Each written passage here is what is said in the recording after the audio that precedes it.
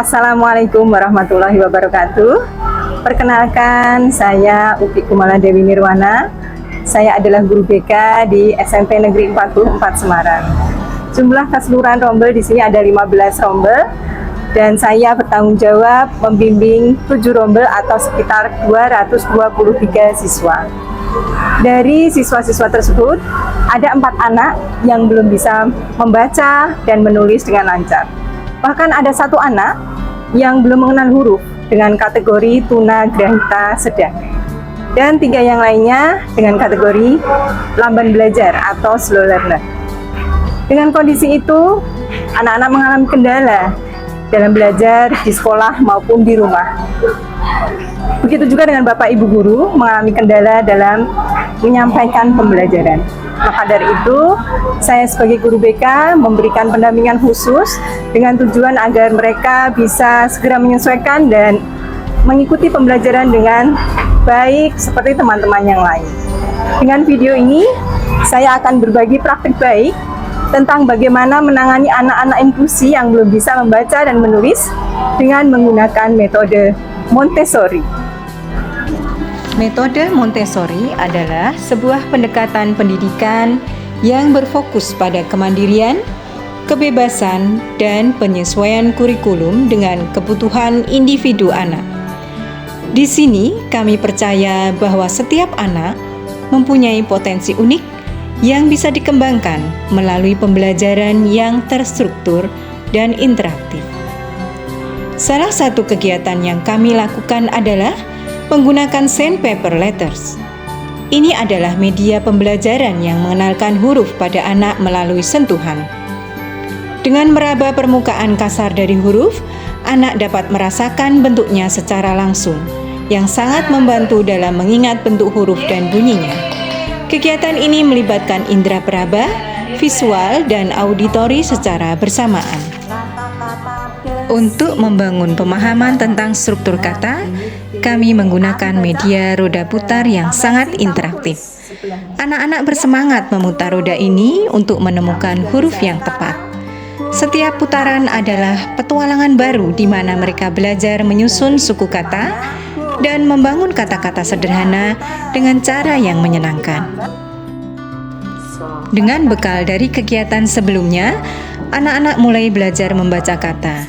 Kami menggunakan buku bacaan khusus yang dirancang dengan suku kata sederhana. Di tahap ini, anak dibimbing untuk membaca kata secara mandiri. Tahap ini sangat krusial dalam menumbuhkan rasa percaya diri mereka sebagai seorang pembaca. Saya selalu memberikan dukungan dan motivasi agar mereka tidak cepat merasa putus asa. Dengan metode Montessori, anak tidak diberikan beban menghafal huruf atau suku kata. Dengan flashcard, anak belajar sambil bermain dan mengeksplorasi secara mandiri.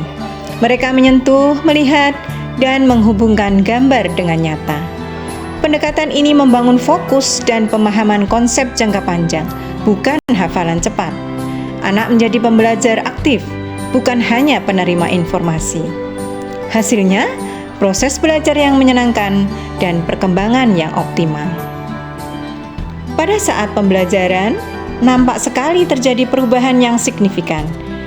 Dari yang awalnya anak-anak tersebut mengalami rasa takut, minder, merasa terasing dan tidak percaya diri, kini mereka tidak lagi cemas saat diminta membaca di depan kelas. Mereka bahkan percaya diri menjawab pertanyaan dari Bapak Ibu Guru. Ini bukan hanya tentang bisa membaca, tetapi juga menumbuhkan semangat dan kepercayaan diri.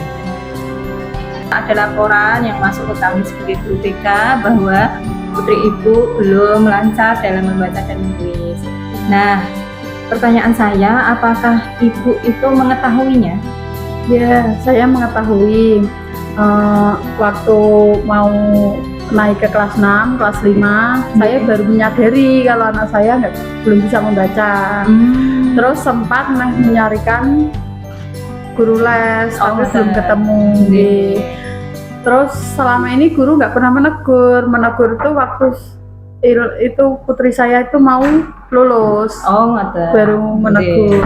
Jadi selama kelas 1 sampai kelas 5 itu tidak tahu nggih Bu nggih. Nggih. Oh. Cuma belajar no.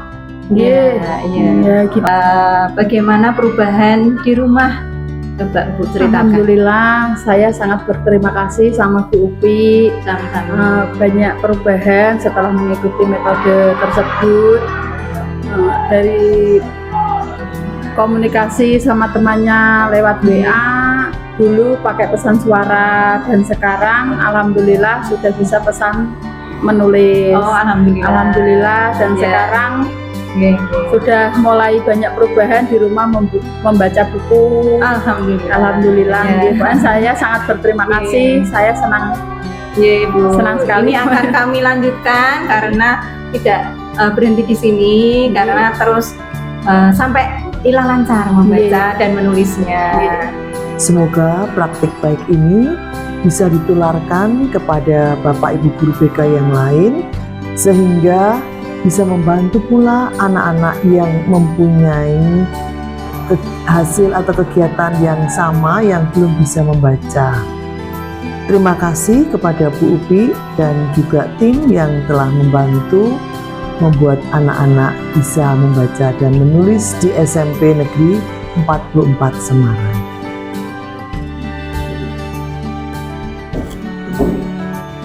Demikianlah praktik baik yang telah saya lakukan di SMP Negeri 44 Semarang dalam menangani anak-anak inklusi yang belum bisa membaca dan menulis dengan menggunakan metode Montessori. Saya harap video ini bisa memberikan inspirasi bagi rekan-rekan pendidik. Setiap individu adalah pribadi yang unik dan memiliki potensi yang luar biasa. Peran kita sebagai guru adalah menemukan dan mengembangkan potensi tersebut. Dengan penuh kesabaran dan kasih sayang dan metode yang tepat, kita berusaha membantu agar mereka bisa meraih masa depan yang lebih baik. Terima kasih telah menyaksikan. Semoga bermanfaat. Mari kita berjuang untuk pendidikan inklusif bagi semua anak. Assalamualaikum warahmatullahi wabarakatuh.